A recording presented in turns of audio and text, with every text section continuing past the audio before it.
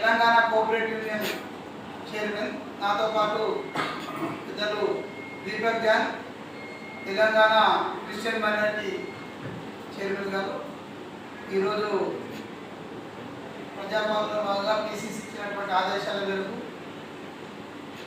గాంధీ భవన్లో ఫిర్యాదుల స్వీకరణ విగ్రహం కూడా పాల్గొనడం జరిగింది.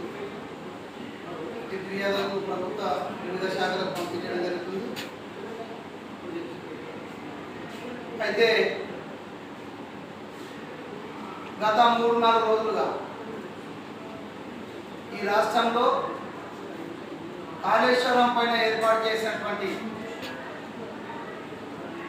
కమిషన్ ఏదైతే ఉందో కేసీఆర్ను విచారణకు హాజరు కావాల్సిందిగా కోరిన తర్వాత ఈ రాష్ట్రంలో ఉన్నటువంటి టీఆర్ఎస్ సంబంధించిన వర్కింగ్ ప్రెసిడెంట్ అయితేంది, అదేవిధంగా హరీష్ రావు అయితేనేది, ఇద్దరు కూడా తోకతైన పక్షుల్లాగా అరుస్తూనే ఉన్నారు. వాస్తవానికి కాళేశ్వరం ప్రాజెక్టు, దానికి గుండెకాయ అయినటువంటి మేడిగడ్డ రెండు కూడా మీ ప్రభుత్వ హయాంలోనే మొదలై మీ ప్రభుత్వ హయాంలోనే కూలిపోవడం జరిగింది. రేవంత్ రెడ్డి గారు ముఖ్యమంత్రి అయిన తర్వాత ఆ ప్రాజెక్టుకు సంబంధించిన విజిలెన్సీ విచారణ అయితేనేది, శాఖాపరమైన విచారణ అయితేనేది, అదేవిధంగా కేంద్ర ప్రభుత్వ విచారణ సంస్థ ద్వారా చేసినటువంటి విచారణలన్నీ కూడా నాణ్యత లోపం ద్వారానే ఈ ప్రాజెక్టు కూలిందని చెప్పడం ద్వారానే కమిషన్ ఏర్పాటు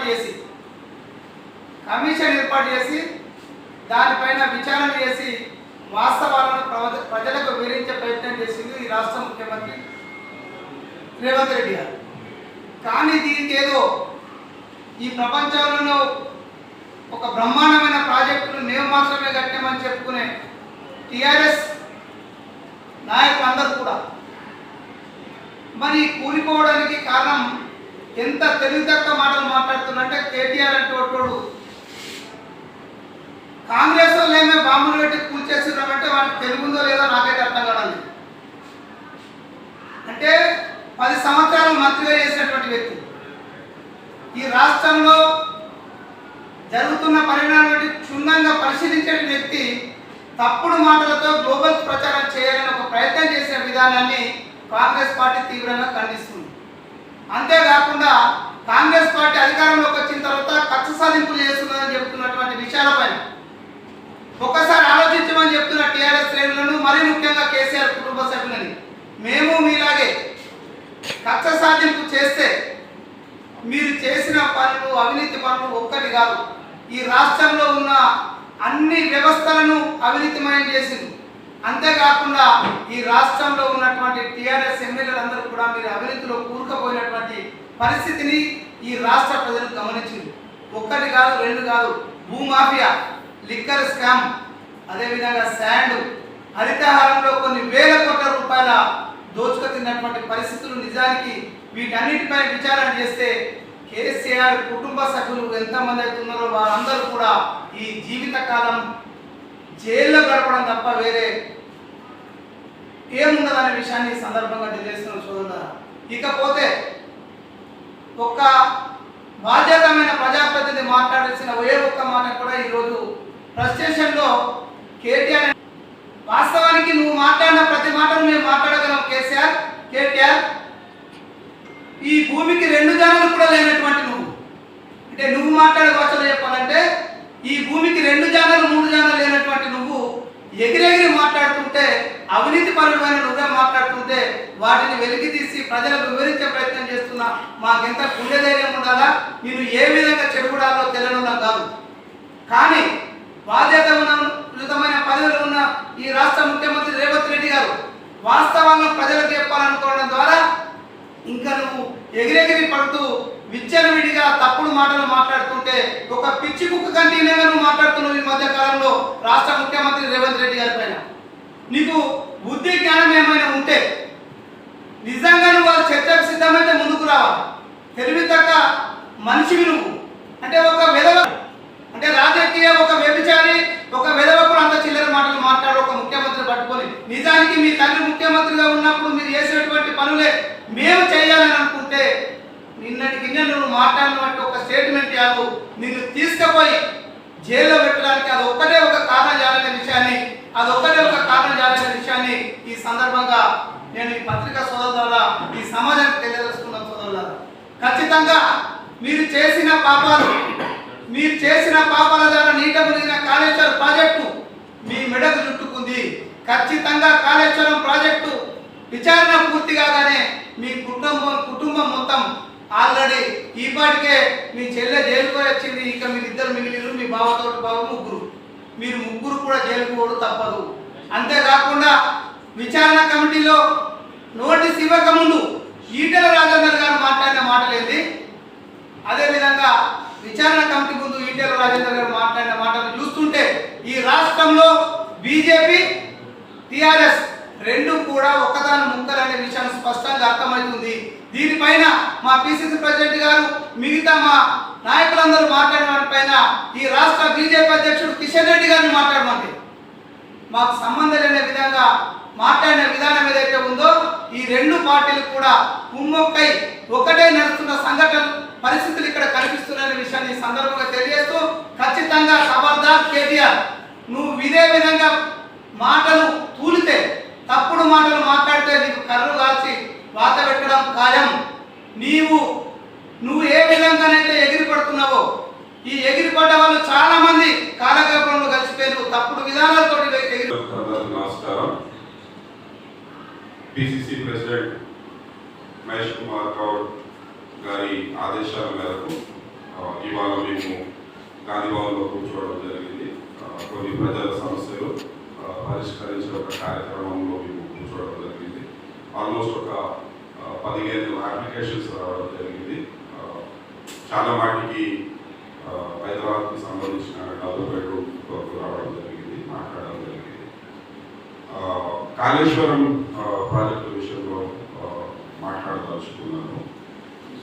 ముందుగా ఏదైతే హరీష్ రావు గారు ఉన్నారో, కేటీఆర్ గారు ఉన్నారో, వారు కాళేశ్వరం విషయంలో అన్ని అబద్ధాలు మాట్లాడడం జరుగుతుంది. ముందుగా నా ఒక ప్రశ్న ఏంటంటే, అసలు కాళేశ్వరం ప్రాజెక్టు పూర్తయిందా అనేది ముఖ్యమైన ప్రశ్న. వీరు కాళేశ్వరం ప్రాజెక్టు ద్వారా 40 లక్షల ఎకరాలకు సాగునీరు అందిస్తామని చెప్తున్నారు. డిపిఆర్ ప్రకారము, ప్రాజెక్టు ప్రకారము కాళేశ్వరం ప్రాజెక్టు సరిగా పూర్తయినప్పటికీ 18,26,000 ఎకరాలకు మాత్రమే సాగునీరు అందించే పరిస్థితి ఉంటుంది. అది కూడా పూర్తి అయ్యిందో లేదో అనే ఒక విషయము హరీష్ రావు గారు, కేటీఆర్ గారు చెప్పాల్సిందిగా మనవి చేస్తున్నాము. డిపిఆర్ ప్రాజెక్టులో 18,26,000 ఎకరాలకు సంబంధించిన సాగునీరు అందించే కాళేశ్వరం ప్రాజెక్టు 40 లక్షల ఎకరాలకు సాగునీరు ఎలా అందించడం జరిగింది, ఇది ఆలోచించాల్సిన పరిస్థితి ఉంది. అదేవిధంగా కాళేశ్వరం ప్రాజెక్టు స్టార్ట్ అయ్యే ముందు, డిపిఆర్ అప్రూవల్స్ చేసే ముందే ఈ యొక్క కేసీఆర్ గారి ప్రభుత్వము 40,000 కోట్ల ప్రాజెక్టు టెండర్స్ ఆల్రెడీ ఇవ్వడం జరిగింది. ఎలా ఇచ్చారు? ప్రాణహిత చేవెళ్ళ ప్రాజెక్ట్ని కాళేశ్వరం ప్రాజెక్టుగా మార్చి ఈ యొక్క ప్రాజెక్ట్కి నేషనల్ స్టేటస్ కూడా రాని పరిస్థితి, మీరు చేసిన పనుల ద్వారా నేషనల్ స్టేటస్ కూడా రాని పరిస్థితి. మీరు ఎన్ని కిలోమీటర్ల కెనాల్ కట్టిరు? హరీష్ రావు గారు 700 కిలోమీటర్ల కెనాల్ కట్టిరని చెప్పడం జరుగుతుంది. కానీ అసలు కాళేశ్వరం ప్రాజెక్టులో టోటల్ ఎన్ని కిలోమీటర్ల కెనాల్ కట్టాల్సి ఉంది? ఎన్ని కిలోమీటర్ల డిస్ట్రిబ్యూటరీ నెట్వర్క్ కట్టాల్సి ఉంటుంది? సో వీళ్ళంతా చెప్పేది అబద్ధాలు. అసలు కాళేశ్వరం ప్రాజెక్టు పూర్తే కాలేదు. మీరు 40 లక్షల ఎకరాల భూమికి సాగునీరు అందిస్తున్నారు, ఎట్లా చెప్తున్నారు? దీనిపైన మీరు స్పష్టత ఇవ్వాలని మనవి చేస్తున్నాను. అదేవిధంగా కాళేశ్వరం ప్రాజెక్టులో ఏదైతే మేడిగడ్డ బ్యారేజ్ ఉందో అది కుంగిపోవడం జరిగింది. అది ఎందుకు కుంగిపోవడం జరిగింది? మీ యొక్క డిజైన్స్, మీ యొక్క డ్రాయింగ్స్ సరిగా లేకపోవడం వల్ల ఆ నీరు ఏదైతే వచ్చిందో దానివల్ల ఇది కుంగిపోవడం జరిగింది. హరీష్ రావు గారు అంటారు, ఒక 100 కోట్లు పెట్టుకుంటే మనం ఈ మేడిగడ్డ బ్యారేజ్ కి సంబంధించిన మనము రిపేర్ చేసుకోవచ్చు అని చెప్పడం జరుగుతుంది. అసలు హరీష్ రావు గారు మీకు సొయ్యుందా? మీ యొక్క డిజైన్స్, డ్రాయింగ్స్ తప్పుడు అవడంతో మేడిగడ్డ బ్యారేజ్ కూలిపోవడం జరిగింది. గవే డిజైన్స్ కదా సుందిల్ల అన్నారంలో వాడింది. ఈ డిజైన్స్ బాగలేకపోవడం వల్లనే కదా మేడిగడ్డ కూలింది. అంటే మీకు ఇంత కూడా చిత్తశుద్ధి లేదు. అంటే మీ అబద్ధాలు మీరు కప్పుకోనికి ఎన్నన్నా మాట్లాడతారు.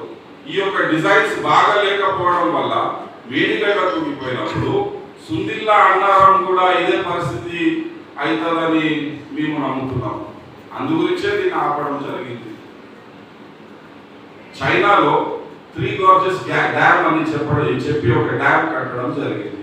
దానికి ఆల్మోస్ట్ ఒక 3.5 లక్షల కోట్లు ఖర్చు చేయడం జరిగింది.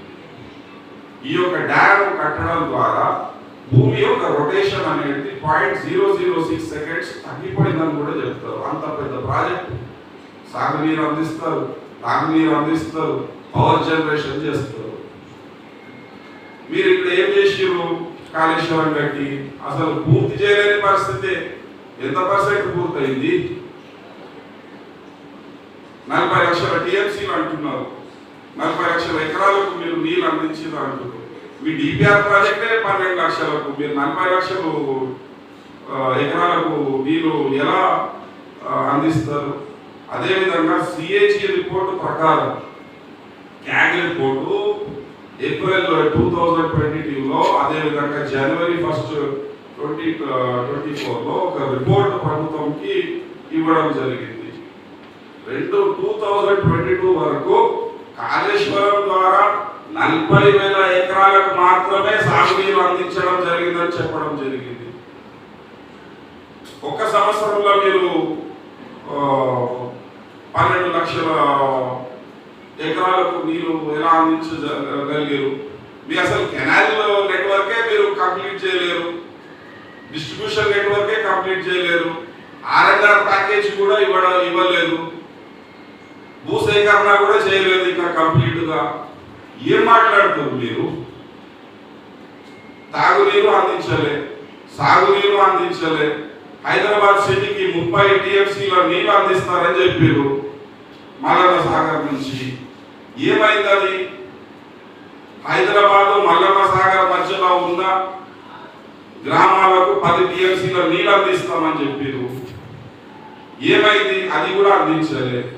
అసలు ఈ కాళేశ్వరం అనేది పూర్తిగా ఒక బోగస్ ప్రాజెక్టు. డబ్బులు దండుకోనికి ఈ యొక్క ప్రాజెక్ట్ ని నిర్మించడం జరిగింది. ఏదైతే తుమ్మిడి గట్టి నుంచి మేడిగడ్డకు ఏదైతే మార్చారో, ఈ రీడిజైన్ ఏదైతే జరిగిందో మొత్తము ఈ కుంభకోణాలకు కొరకు చేయడం జరిగింది. స్కోప్ ఆఫ్ వర్క్ మీరు చేంజ్ చేయడం జరిగింది. కాంట్రాక్టర్లకు, ఇంజనీర్లకు పైసలు ఇవ్వడం జరిగింది. 80,000 కోట్ల ఉన్న డిపిఆర్ ఏదైతే మీరు సబ్మిట్ చేసిరో ఆ డిపిఆర్ 1,00,000 కోట్లకు చేరింది. ఇప్పుడు 1,50,000 కోట్లకు కాళేశ్వరం ప్రాజెక్టు కాస్ట్ అంచనాలు వేస్తున్నారు. అంటే ఇది 2022లో క్యాగ్ రిపోర్ట్ ఇచ్చిన నివేదిక. ఆ నివేదిక ప్రకారము 1,47,000 కోట్లు ఖర్చు అవుతుందని చెప్తున్నారు. అది ఇంకా అదనము కూడా కావచ్చు. మొన్న సీఎం గారు వీళ్ళందరూ వెళ్ళి ఇనాగ్రేట్ కూడా చేయడానికి వెళ్ళడం జరిగింది. సో ఏదైతే కాళేశ్వరం పైన మీరు అబద్ధాలు మాట్లాడుతున్నారో, అసలు కాళేశ్వరం ప్రాజెక్టు పూర్తే కాలేదు. ఎప్పుడు పూర్తవుతుంది? కరెక్ట్ గా కెనాల్స్, టనల్స్, అదేవిధంగా distribution network, RNR package, land acquisitions ఇవంతా కంప్లీట్ అయితే పూర్తయినట్టు. ఏం లేదే కాళేశ్వరం 40,000 ఎకరాలకు సాగునీరు అందించింది. సాగునీరు లేదు. తాగునీరు లేదు, హైదరాబాద్ నీళ్ళు లేదు, హైదరాబాద్ మల్లన్న సాగర్ మధ్యలో ఉన్న గ్రామాలకు నీళ్లు లేవు, పాయలు కుంగిపోయినాయి, పంప్ హౌస్లు ఖరాబ్ అయిపోయినాయి. పంప్ హౌస్ లో మీరు పంప్స్ ఏదైతే తెప్పించారో అందులో పెద్ద కుంభకోణం చేసారు. సో ఖచ్చితంగా ఈ కమిషన్ వాళ్ళ తీర్మానం చెబుతుంది 100%